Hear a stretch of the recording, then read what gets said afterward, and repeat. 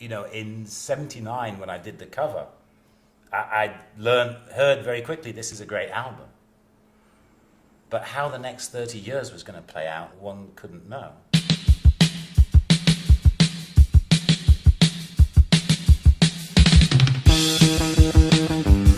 There is without a doubt a global cult around Unknown Pleasures and very much around this image. As pretty much with all groups for their first releases, they knew what they wanted on the cover. And in this folder of material, they gave me this page, which is reproduced here, the page from the Cambridge Encyclopedia of Astronomy. They very astutely spotted this image as potentially a kind of wonderfully enigmatic symbol for a record cover. The image is actually almost a comparative path demonstration of the frequency of a signal from a pulsar.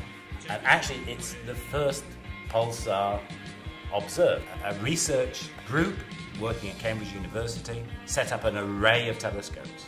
And they picked up a signal, I presume from somewhere where there didn't appear to be anything. There was a very tight and accurate frequency to the signal. It was every 1.337 seconds. And the diagram itself is a cutting of the continuous readout and then a stacking. So what you're seeing is this comparative chart of the frequency and the accuracy of this signal.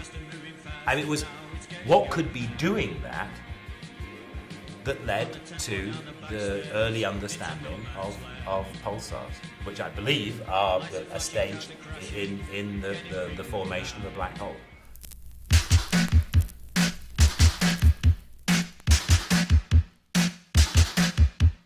Without knowing what it is, I mean, there is no explanation on the album cover that this is the signal from a pulsar. I think the first time I saw somebody have the image tattooed across their entire back, from the base of the neck to the base of the spine, I think that was a moment of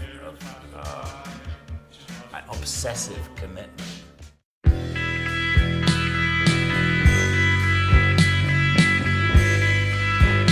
Now there's quite a lot of them now. Now it's kind of relatively common.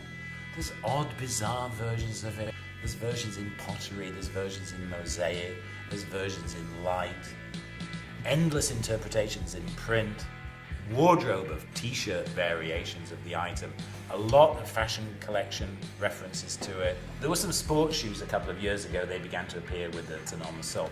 It's a sort of palimpsest, it's a kind of a template which people continue to interpret in either deeply serious, melodramatic, or quite comic way. It's the endless possible interpretations of this diagram that make it so kind of powerful and in a way useful for something like an album cover.